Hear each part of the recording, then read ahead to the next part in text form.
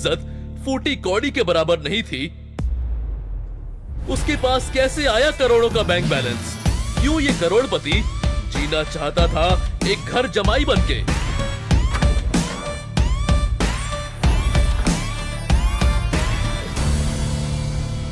अब तुम नौकरों से ये काम कराओगे? वो नहीं करेंगे तो तुम करोगे। आज तक मुझसे भी तो यही करवाया है।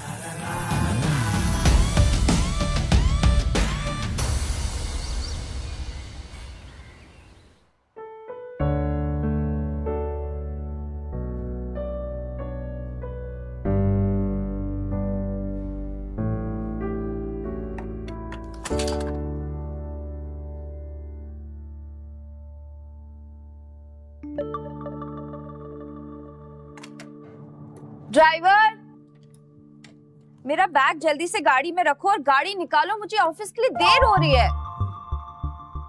ये ड्राइवर पता नहीं कहाँ मर गया और ये नक्श वो भी पता नहीं सुबह से कहाँ है। काम के टाइम ना सब पता नहीं कहाँ मर जाते हैं। बड़बड़ाते हुए अनिका ने आईने में देखकर जल्दी से अपने बालों को एक और बार संवारा और पीछे मुड़कर देखा तो वहां ड्राइवर की जगह नक्श खड़ा था। अनिका, मैं वो रमनीक भाई ज्वेलर्स के पास तो गया था। लगता है तुम्हारे ये जो ज्वेलरी सेट है उसको थोड़ा टाइम लग सकता है, शायद 1-2 दिन और। सॉरी मैम, थोड़ा लेट हो गया। थोड़ा लेट हो गया? कोई काम तुम लोग से एक बार में क्यों नहीं होता है? पूरा दिन बैठ के टाइम पास करते रहते हो। मजाल है कि तुम लोग एक काम अच्छे से कर दो, कोई ना कोई बहाना बनाते रहते हो। तुम सब के सब ना एक जैसे हो, काम चोर। सॉरी मैम, आगे से ऐसे नहीं होगा। Sorry my foot. You better be on time tomorrow. ये कहने के बाद जैसे ही अनिका अपना बैग उठाने लगी तो नक्श अनिका की मदद करने के इरादे से बोला, अब मैं ले लेता हूँ। नहीं। नक्श चुपचाप खड़ा उसे कमरे से जाते देखते रह गया था। कुछ देर शांत खड़े रहने के बाद जैसे ही नक्श पीछे मुड़ा, उसकी नजर टेबल पर रखी एक फाइल पर पड़ी। अनिका वो फाइल अपने बैग में रखना भूल गई थी। जब हड़बड़ाते हुए नक्श तेजी से अनिका की तरफ बढ़ा तो वहीं पास में सोफे पर बैठी अनिका की कजन भाग्या की नजर उस पर पड़ी। उसने नक्श के रास्ते में अचानक से अपनी टांग अड़ा दी। ओह माय गॉड, ये तुमने क्या किया?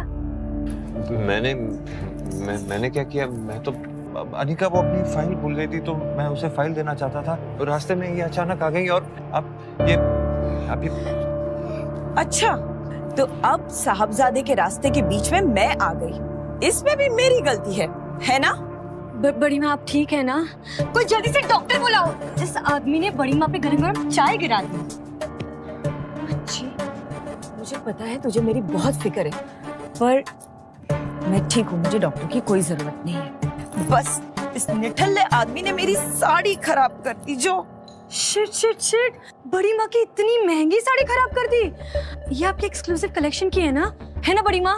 एक तरफ भाग्या बात का बतंगड़ बना रही थी तो दूसरी तरफ नक्श ने देखा कि अनिका वापस अंदर आ रही है।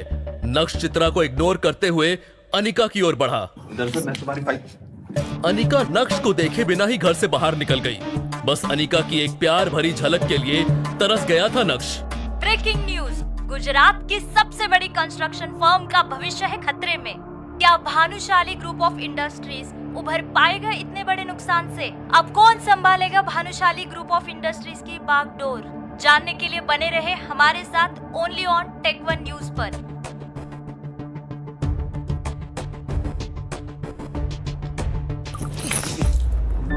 बेवकूफ, एक काम ठीक से नहीं आता, अब सीधे से चलना भी सिखाना पड़ेगा क्या तुझे? खड़े खड़े मेरा मुंह क्या देख रहा है? दफा हो जा मेरी नजरों के सामने से।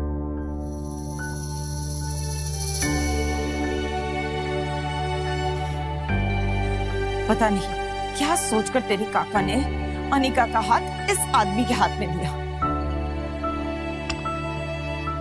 हमारे तो भाग ही फूट गए। घर दामाद बनकर बस हमारी छाती पर मूंग डल रहा है वो। ये है जावेरी परिवार का घर। जावेरी परिवार सूरत की बड़ी बिजनेस फैमिलीज में से एक है। इस बड़े से शानदार घर में जावेरी खानदान का बड़ा परिवार रहता है और कई जॉइंट फैमिली की तरह इनके बीच में भी प्यार बस दिखावे का ही है। अक्सर यहाँ पर सुबह की शुरुआत ऐसे ही शोर शराबे से होती है और गलती चाहे हो या ना हो, इल्जाम हमेशा इस परिवार के दामाद यानी नक्श के सर पर ही आता है। पर नक्श ने कभी भी इस बात को दिल पर नहीं लिया। हर सुबह किसी और की गलती को अपने सर लेकर मुस्कुराते हुए वो अपने काम में लग जाता है। उसने चित्रा की तरफ देखा तो उसकी नजर वहीं पास में खड़े नौकर पर पड़ी, जो नक्श को दया की नजर से देख रहा था, लेकिन नक्श के चेहरे पर एक शिकन भी नहीं थी। ब्रेकिंग न्यूज, गुजरात की सबसे बड़ी कंस्ट्रक्शन फर्म का भविष्य है खतरे में। क्या भानुशाली ग्रुप ऑफ इंडस्ट्रीज उभर पाएगा इतने बड़े नुकसान से? अब कौन संभालेगा भानुशाली ग्रुप ऑफ इंडस्ट्रीज की बागडोर? भानुशाली ग्रुप? अरे भानुशाली ग्रुप तो सूरत का ही नहीं बल्कि पूरे गुजरात का सबसे बड़ा बिजनेस एम्पायर है। इनके साथ ऐसा कैसे हो सकता है? इनके साथ तो हम एक नया प्रोजेक्ट शुरू करने का सोच रहे थे। बड़ी माँ परेशान क्यों हो रहे हो? क्या पता हमारे लिए एक अच्छा साइन हो। मुझे तो लगता है हमें इनके नए सीईओ के साथ डील क्रैक करने की कोशिश करनी चाहिए।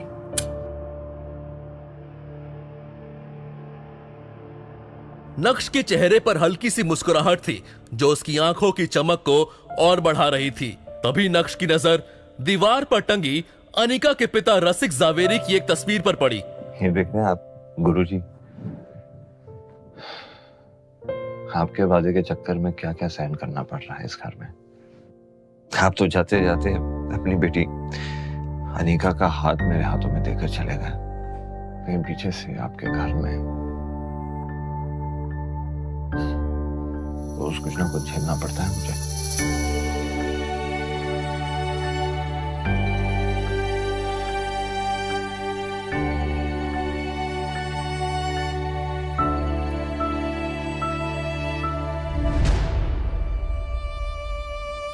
लेकिन मैं भी ढीठ हूं गुरुजी। आपकी पत्नी चित्रा, उन्हें तो जैसे तैसे मैं झेल लूंगा, लेकिन मेरा असली मकसद आपकी बेटी अनिका के दिल में जगह बनाना है।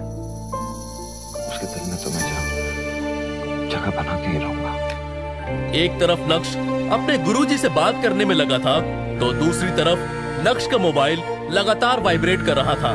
मगर नक्श तो अपने ही ख्यालों में गुम था, इसलिए उसका ध्यान ही नहीं गया और वो बाथरूम में शावर लेने चला गया।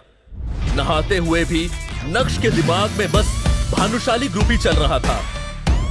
नक्श इस बात से अनजान था कि उसके फोन पर किसका कॉल आ रहा है, लेकिन यकीन मानिए वो कॉल नक्श की पूरी जिंदगी बदलने वाला था। बस नक्श को फोन उठाने की देर थी। नहाने के बाद जब नक्श बाथरूम से बाहर आया तो उसका फोन दोबारा वाइब्रेट होने लगा, लेकिन इससे पहले कि नक्श को एहसास होता, इस बार भी फोन कट गया था।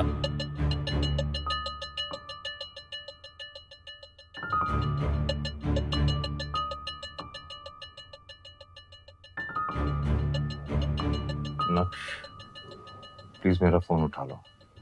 मैं जानता हूं कि तुम अब भी मुझसे नाराज हो, लेकिन कुछ अर्जेंट बात करनी है।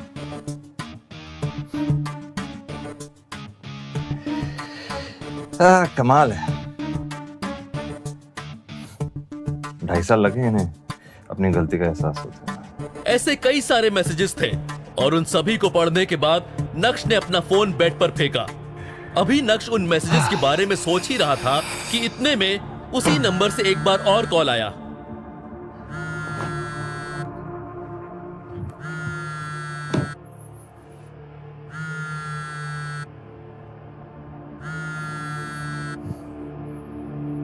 हेलो। और हेलो नक्श बेटा। Hello mister Yashvardhan. अपना नाम सुनकर वो बुढ़ा आदमी थोड़ा सकपकाया, लेकिन यशवर्धन ने फिर से प्यार से शुरुआत की। बेटा मुझे तुम्हारी बहुत याद आती है।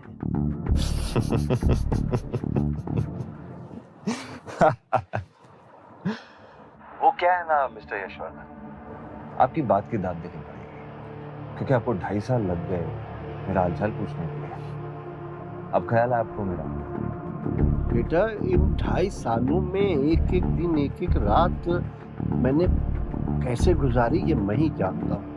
मैंने कैसे अपने आप को संभाला है मैं बता नहीं सकता हूँ बेटा। शायद मैं यही डिजर्व करता था जो कुछ भी मैंने किया या मैंने अपनी आंखों के सामने होने दिया, शायद ये उसी का नतीजा है। बेटा, मैं तेरी तस्वीर देखकर रोता रहता हूँ और अपने आप को पूछता रहता हूँ कि मेरी आंखों के सामने ये अन्याय कैसे होता रहा। नक्श को यशवर्धन की बात सुनकर रत्ती भर भी भरोसा नहीं हुआ। वैसे मार्केट में क्या खबर फैली है कि मैं जानता हूँ। ये सुनते ही यशवर्धन एकाएक खामोश हो गए, जैसे मानो नक्श ने उनकी चाल पकड़ ली हो। लोग तो तरह तरह की बातें बनाते रहते हैं। इस बार उनकी आवाज में चिंता साफ सुनाई पड़ रही थी। बेटा, मैंने काम की बात करने के लिए फोन नहीं किया, बस मुझे तेरी आवाज सुननी थी। मैं जानता हूँ तेरा दिल कितना बड़ा है, चाहे कितनी भी बड़ी गलती क्यों ना हो, तू अपने मन में बैर रखने वाला नहीं है। कुछ लोग ना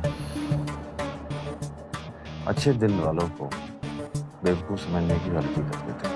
और आप ठहरे यशवर्धन भानुशाली, आप तो ऐसी कभी गलती कर ही नहीं सकते। क्यों, सही कह रहा हूँ ना? ये सुनकर यशवर्धन समझ गए थे कि उनका काम इतनी आसानी से नहीं पूरा होगा। आप लोगों ने जो कुछ भी मेरे साथ किया उसे माफ करके मैं आगे बढ़ चुका हूँ, लेकिन जो कुछ भी आप लोगों ने मेरे साथ किया उसे मैं कभी भुला नहीं सकता। तो प्लीज मुझे डिस्टर्ब करना बंद कीजिए, क्योंकि हमारा कोई रिश्ता नहीं है। मेरा पोता इतना कठोर तो नहीं था।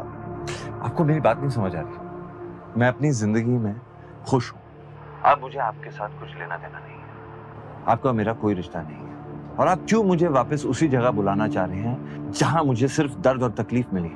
क्या तेरा दिल नहीं करता है मेरी सूरत देखने को, मुझे मिलने को? बेटा, एक बार मुझे मिल ले, अब फिर पता नहीं मेरे पास कितने दिन बचे। यशवर्धन बहुत अच्छे से जानते थे कि नक्श चाहे अपना दिल जितना भी सख्त कर ले, लेकिन इस बात पर वो पिघल ही जाएगा। नक्श स्ट्रॉन्ग हेडेड था, पर निर्दयी नहीं।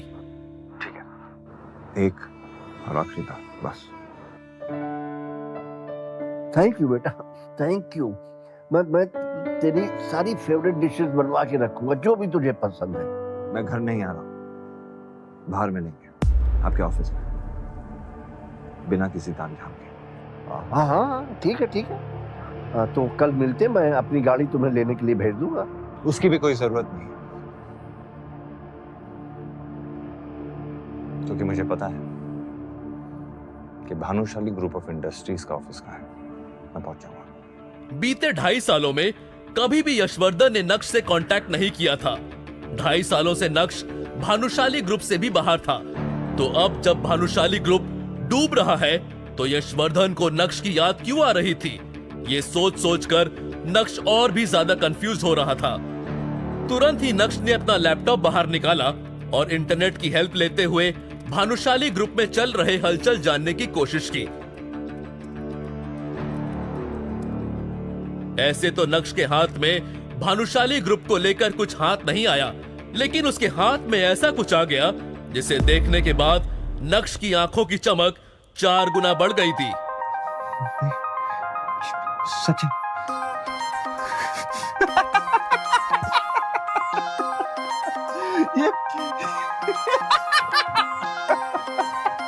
जोर जोर से हंसते हुए बिस्तर से उठकर नक्श पागलों की तरह नाचने लगा था। वो भूल गया था कि ये घर उसका नहीं है, वो तो बस इस घर का घर जमाई है। इस पागल को क्या हो गया? इसमें माता वाता तो नहीं आ गई? नक्श के हंसने की आवाज सुनकर चित्रा का दिल बाहर आ गया था। नक्श ने ऐसा क्या देख लिया था? आखिर नक्श इतना क्यों फड़फड़ा रहा था? उसके हंसने के पीछे का राज क्या था? यशवर्धन को 2.5 साल बाद नक्श की जरूरत क्यों पड़ी थी? क्या नक्श भानु